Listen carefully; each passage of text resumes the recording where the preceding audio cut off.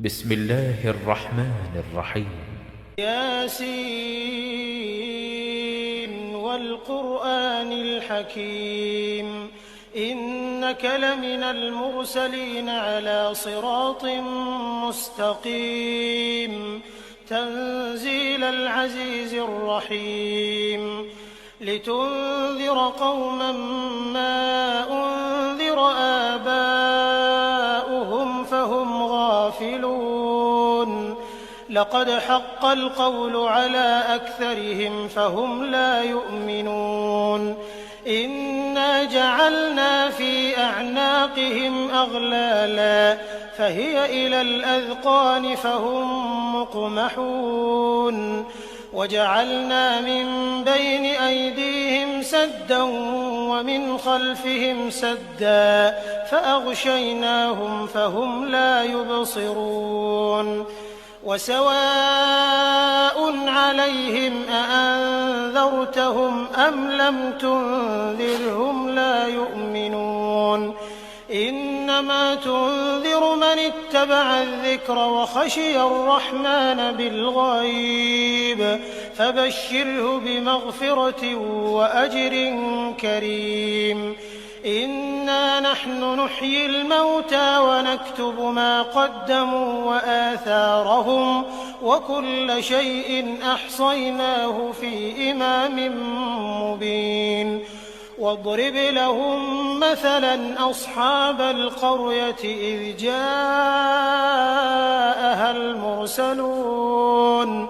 إذ أرسلنا إليهم 2 فكذبوهما فعززنا بثالث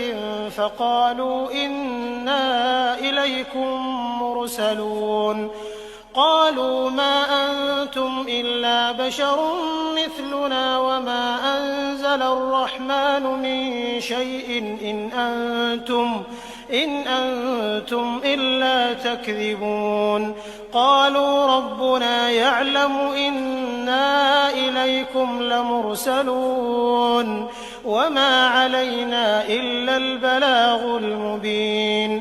قالوا إنا تطيرنا بكم لئن لم تنتهوا لنرجمنكم وليمسنكم منا عذاب أليم قالوا طائركم معكم أئن ذكرتم بل أنتم قوم مسرفون وجاء من أقصى المدينة رجل يسعى قال يا قوم اتبعوا المرسلين اتبعوا من لا يسألكم أجرا وهم مهتدون وما لي لا أعبد الذي فطرني وإليه ترجعون أأتخذ من دونه آلهة إن يردني الرحمن بضر لا تغن عني شفاعتهم شيئا ولا ينقذون إني إذا لفي ضلال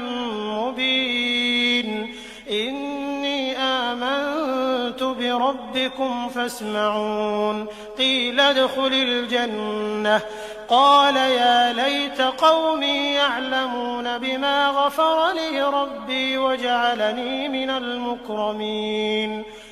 وما أنزلنا على قومه من بعده من جند من السماء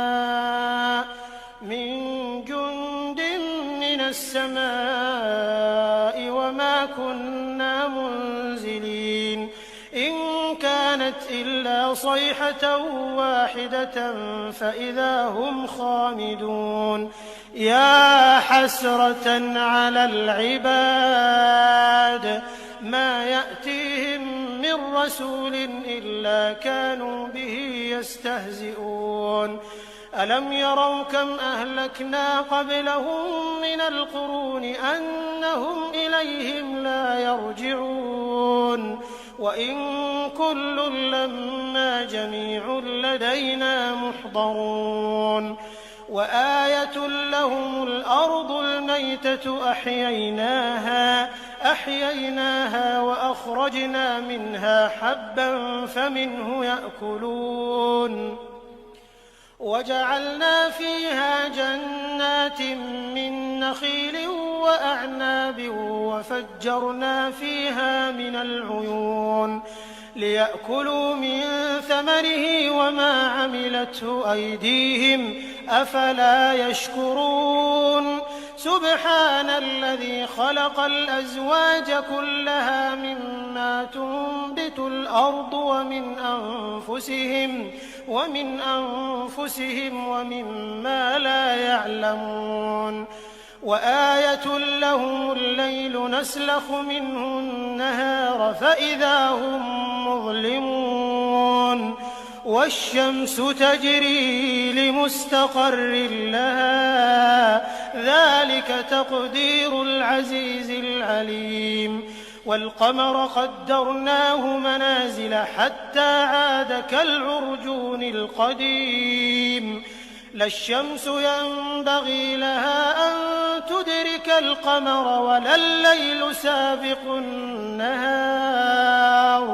وكل في فلك يسبحون وآية لهم أنا حملنا ذريتهم في الفلك المشحون وخلقنا لهم من مثله ما يركبون وإن نشأ نغرقهم فلا صريخ لهم ولا هم ينقذون إلا رحمة منا ومتاعا إلى حين وإذا قيل لهم اتقوا ما بين أيديكم وما خلفكم لعلكم ترحمون وما تأتيهم من آية من آيات ربهم إلا كانوا عنها معرضين وإذا قيل لهم أنفقوا مما رزقكم الله قال الذين كفروا للذين آمنوا أنطعم من لو يشاء الله أطعمه إن أنتم إلا في ضلال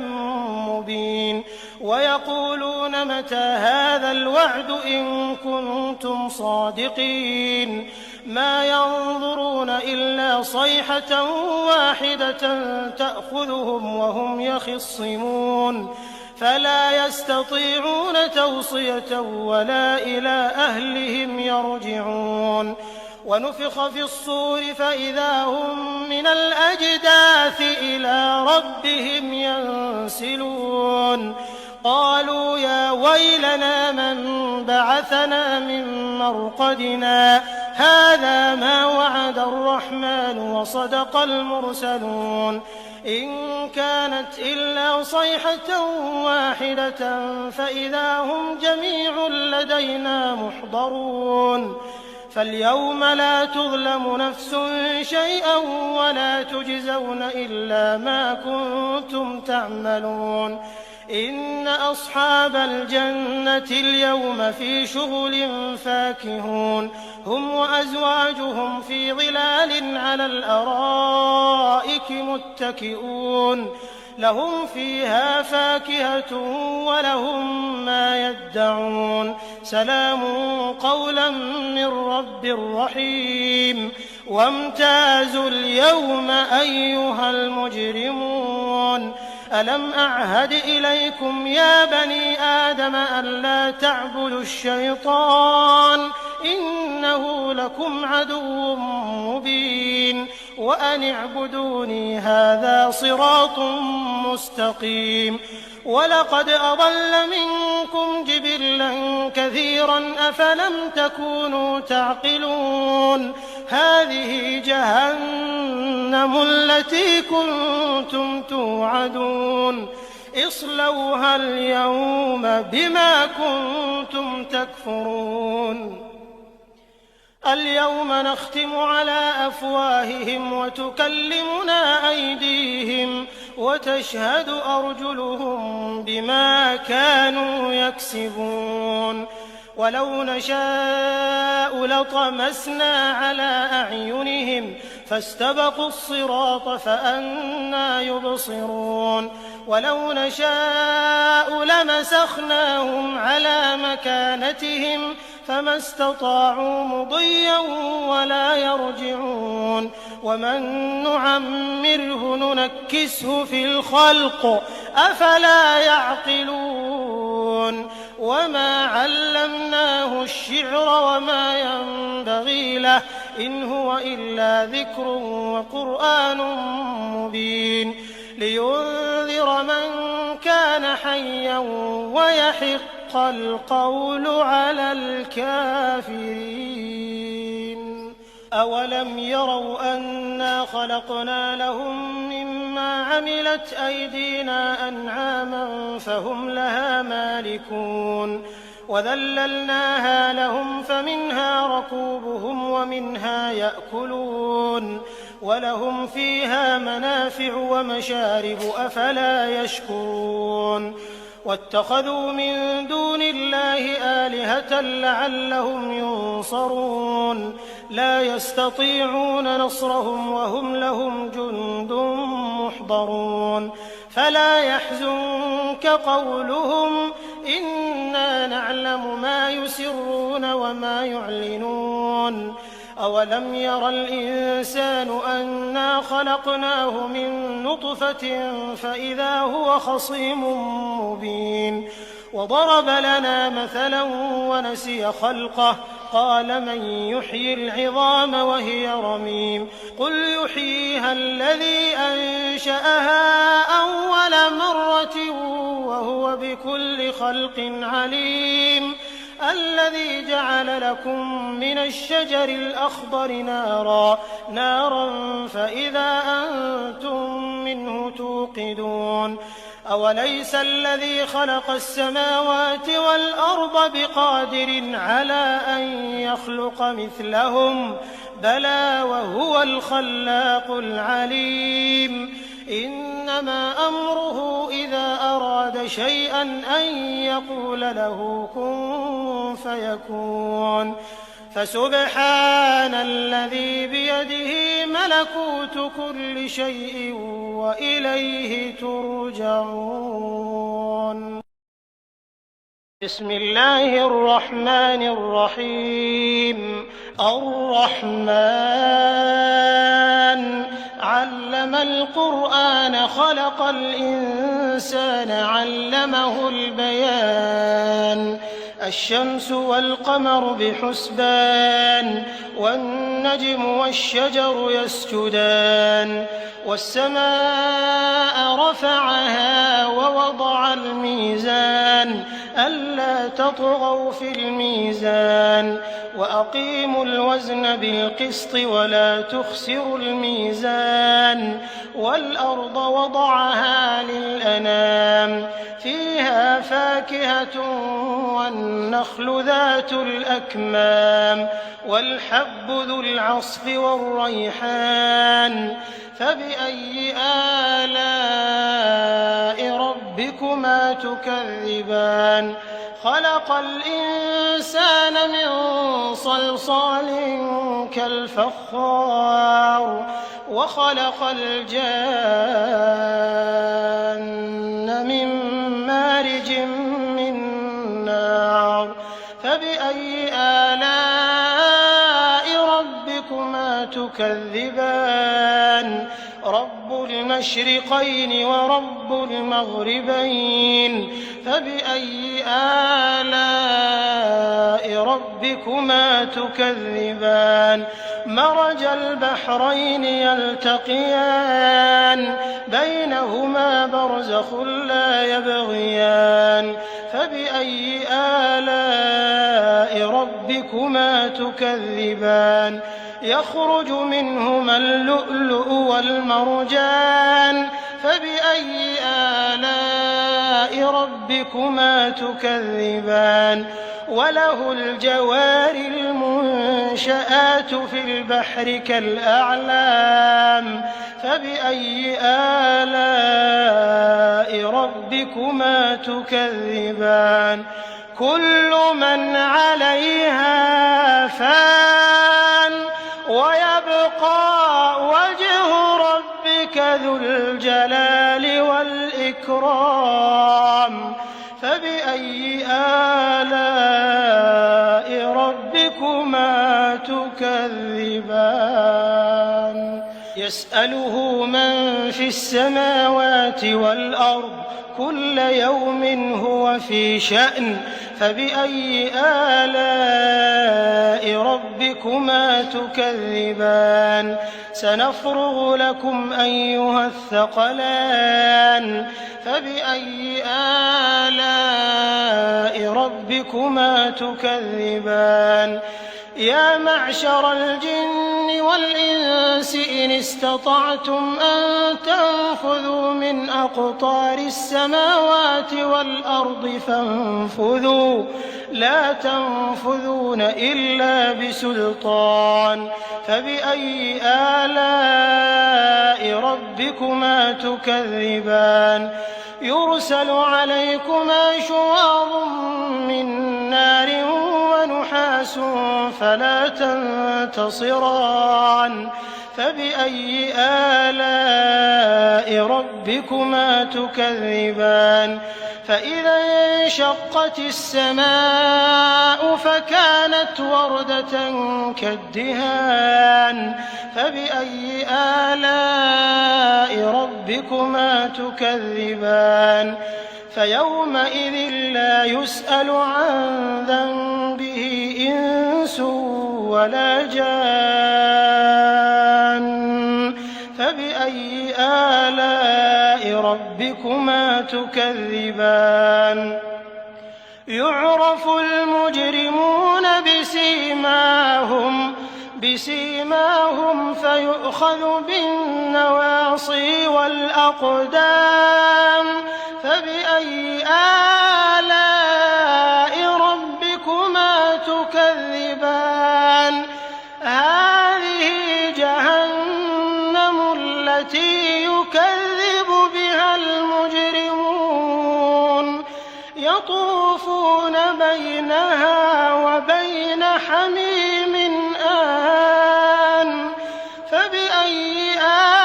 آلاء ربكما تكذبان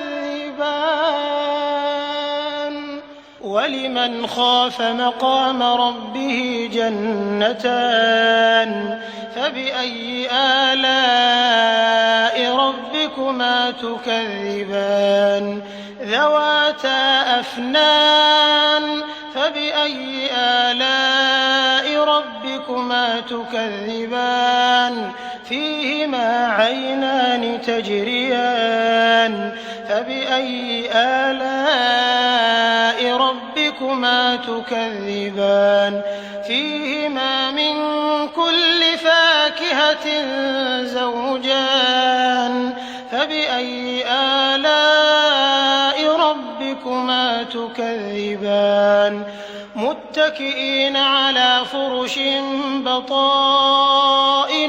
من استبرق وجنى الجنتين دان فبأي آلاء ربكما تكذبان فيهن قاصرات الطرف لم يطمثهن إنس قبلهم ولا جان فبأي آلاء ربكما تكذبان كأنهن الياقوت والمرجان فبأي آلاء ربكما تكذبان هل جزاء الإحسان إلا الإحسان فبأي آلاء ربكما تكذبان ومن دونهما جنتان فبأي آلاء ربكما تكذبان مدهامتان فبأي آلاء ربكما تكذبان فيهما عينان نضاختان فبأي آلاء ربكما ربكما تكذبان فيهما فاكهة ونخل ورمان فبأي آلاء ربكما تكذبان فيهن خيرات حسان فبأي آلاء ربكما تكذبان حور مقصورات في الخيام فبأي آلاء ربكما تكذبان لم يطمثهن إنس قبلهم ولا جان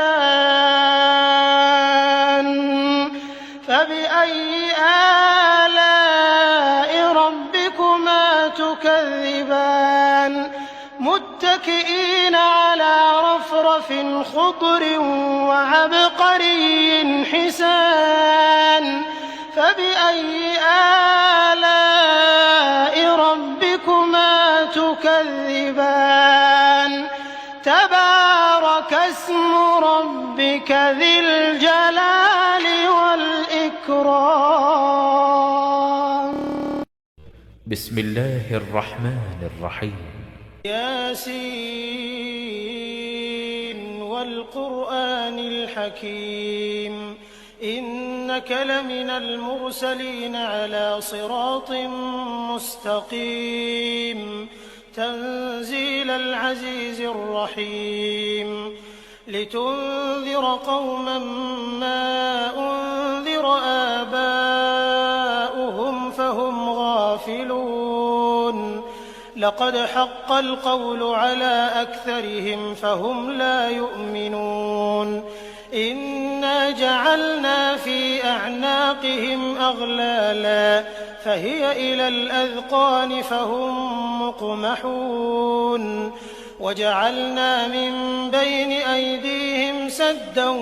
ومن خلفهم سدا فأغشيناهم فهم لا يبصرون وسواء عليهم أأنذرتهم أم لم تنذرهم لا يؤمنون إنما تنذر من اتبع الذكر وخشي الرحمن بالغيب فبشره بمغفرة وأجر كريم إنا نحن نحيي الموتى ونكتب ما قدموا وآثارهم وكل شيء أحصيناه في إمام مبين واضرب لهم مثلا أصحاب القرية إذ جاءها المرسلون إذ أرسلنا إليهم 2 فكذبوهما فعززنا بثالث فقالوا إنا إليكم مرسلون قالوا ما أنتم إلا بشر مثلنا وما أنزل الرحمن من شيء إن أنتم إلا تكذبون قالوا ربنا يعلم إنا إليكم لمرسلون وما علينا إلا البلاغ المبين قالوا إنا تطيرنا بكم لئن لم تنتهوا لنرجمنكم وليمسنكم منا عذاب أليم قالوا طائركم معكم أئن ذكرتم بل أنتم قوم مسرفون وجاء من أقصى المدينة رجل يسعى قال يا قوم اتبعوا المرسلين اتبعوا من لا يسألكم أجرا وهم مهتدون وما لي لا أعبد الذي فطرني وإليه ترجعون أأتخذ من دونه آلهة إن يردني الرحمن بضر لا تغن عني شفاعتهم شيئا ولا ينقذون إني إذا لفي ضلال مبين إني آمنت بربكم فاسمعون قيل ادخل الجنة قال يا ليت قومي يعلمون بما غفر لي ربي وجعلني من المكرمين وما أنزلنا على قومه من بعده من جند من السماء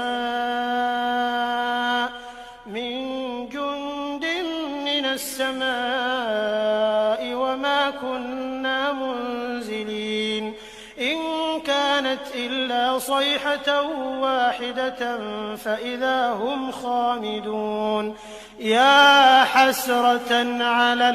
العباد ما يأتيهم من رسول إلا كانوا به يستهزئون ألم يروا كم أهلكنا قبلهم من القرون أنهم إليهم لا يرجعون وإن كل لما جميع لدينا محضرون وآية لهم الأرض الميتة أحييناها وأخرجنا منها حبا فمنه يأكلون وجعلنا فيها جنات من نخيل وأعناب وفجرنا فيها من العيون ليأكلوا من ثمره وما عملته أيديهم أفلا يشكرون سبحان الذي خلق الأزواج كلها مما تنبت الأرض ومن أنفسهم ومما لا يعلمون وآية لهم الليل نسلخ منه النهار فإذا هم مظلمون والشمس تجري لمستقر لها ذلك تقدير العزيز العليم والقمر قدرناه منازل حتى عاد كالعرجون القديم لا الشمس ينبغي لها أن تدرك القمر ولا الليل سابق النهار وكل في فلك يسبحون وآية لهم أنا حملنا ذريتهم في الفلك المشحون وخلقنا لهم من مثله ما يركبون وإن نشأ نغرقهم فلا صريخ لهم ولا هم ينقذون إلا رحمة منا ومتاعا إلى حين وإذا قيل لهم اتقوا ما بين أيديكم وما خلفكم لعلكم ترحمون وما تأتيهم من آية من آيات ربهم إلا كانوا عنها معرضين وإذا قيل لهم أنفقوا مما رزقكم الله قال الذين كفروا للذين آمنوا أنطعم من لو يشاء الله أطعمه إن أنتم إلا في ضلال مبين ويقولون متى هذا الوعد إن كنتم صادقين ما ينظرون إلا صيحة واحدة تأخذهم وهم يخصمون فلا يستطيعون توصية ولا إلى أهلهم يرجعون ونفخ في الصور فإذا هم من الأجداث إلى ربهم ينسلون قالوا يا ويلنا من بعثنا من مرقدنا هذا ما وعد الرحمن وصدق المرسلون إن كانت إلا صيحة واحدة فإذا هم جميع لدينا محضرون فاليوم لا تظلم نفس شيئا ولا تجزون إلا ما كنتم تعملون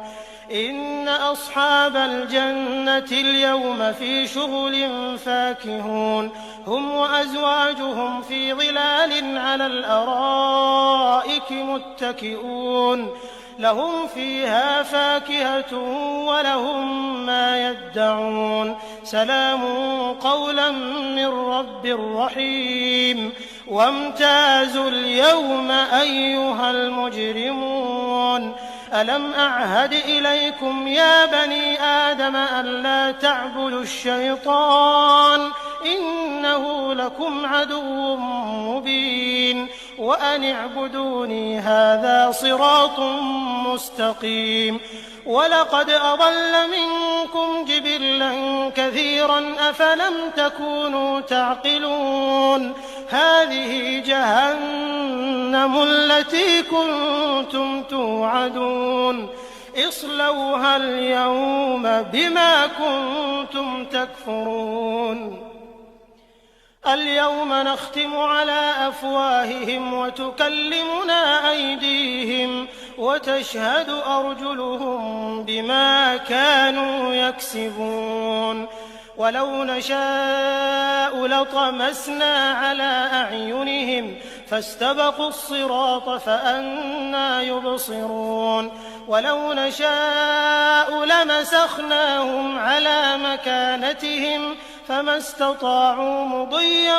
ولا يرجعون ومن نعمره ننكسه في الخلق أفلا يعقلون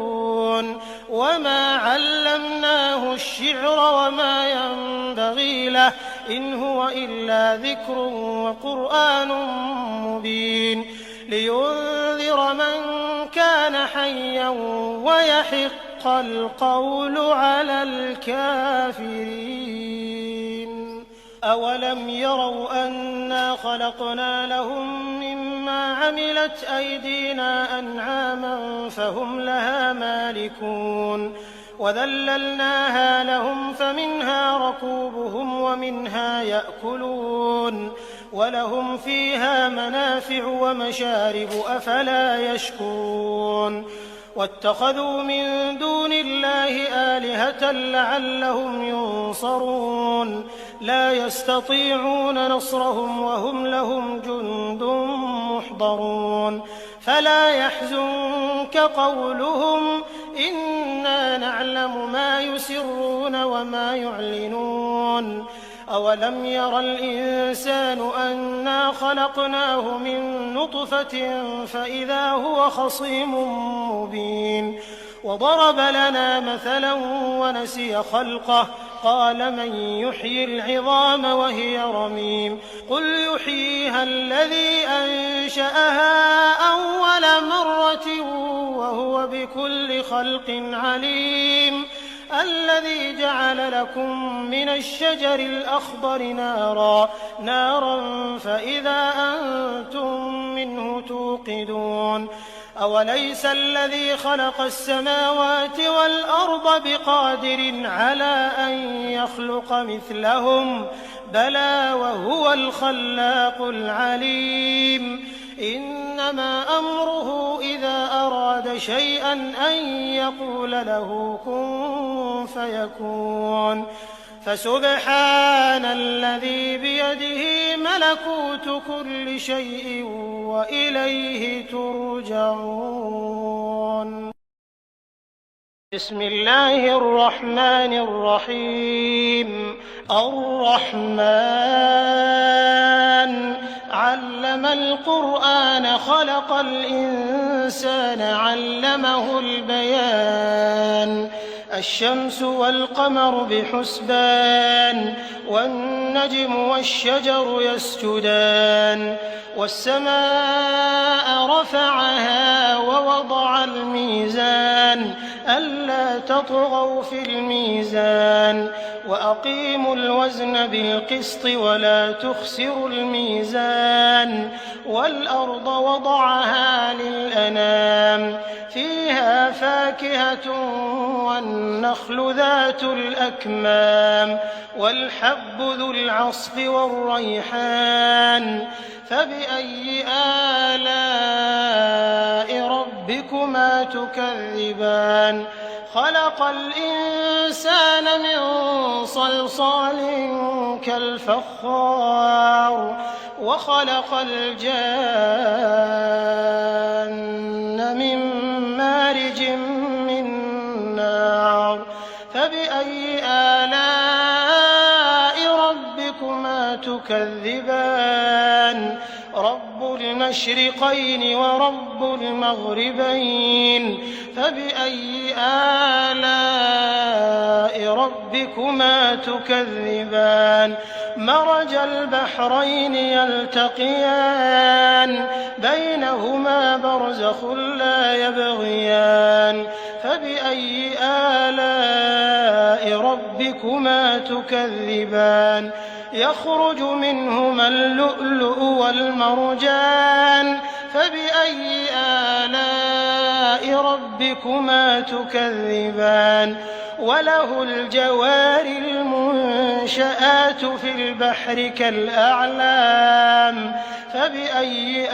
آلاء ربكما تكذبان كل من عليها فان ويبقى وجه ربك ذو الجلال والإكرام فبأي آلاء ربكما تكذبان يسأله من في السماوات والأرض كل يوم هو في شأن فبأي آلاء ربكما تكذبان سنفرغ لكم أيها الثقلان فبأي آلاء ربكما تكذبان يا معشر الجن والإنس إن استطعتم أن تنفذوا من أقطار السماوات والأرض فانفذوا لا تنفذون إلا بسلطان فبأي آلاء ربكما تكذبان يرسل عليكما شواظ من نار ونحاس فلا تنتصران فبأي آلاء ربكما تكذبان فإذا انشقت السماء فكانت وردة كالدهان فبأي آلاء ربكما تكذبان فيومئذ لا يسأل عن ذنبه إنس ولا جان فبأي آلاء ربكما تكذبان يعرف المجرمون بسيماهم فيؤخذ بالنواصي والأقدام فبأي آلاء ربكما تكذبان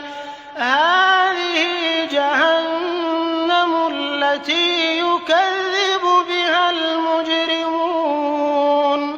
يطوفون بينها وبين حميم آن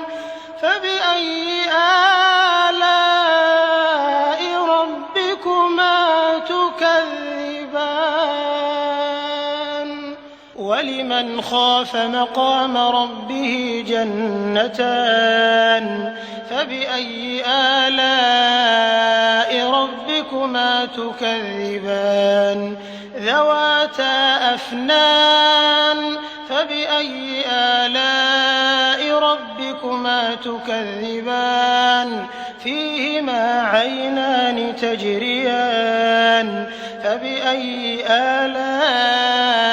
ربكما ربكما تكذبان فيهما من كل فاكهة زوجان فبأي آلاء ربكما تكذبان متكئين على فرش بطائنها من استبرق وجنى الجنتين دان فبأي آلاء ربكما تكذبان فيهن قاصرات الطرف لم يطمثهن إنس قبلهم ولا جان فبأي آلاء ربكما تكذبان كأنهن الياقوت والمرجان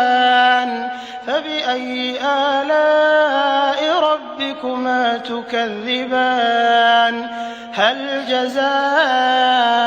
الإحسان إلا الإحسان فبأي آلاء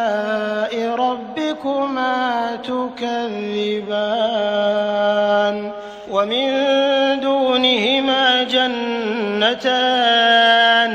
فبأي آلاء ربكما تكذبان مدهامتان فبأي آلاء ربكما تكذبان فيهما عينان نضاختان فبأي آلاء ربكما تكذبان فيهما فاكهة ونخل ورمان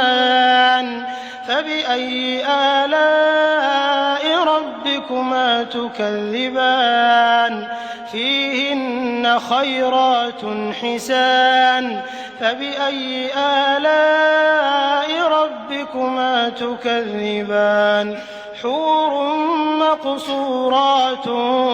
في الخيام فبأي آلاء ربكما تكذبان لم يطمثهن إنس قبلهم ولا جان فبأي آلاء ربكما تكذبان متكئين على رفرف خضر وعبقري حسان فبأي آلاء ربكما تكذبان تبارك اسم ربك ذي الجلال والإكرام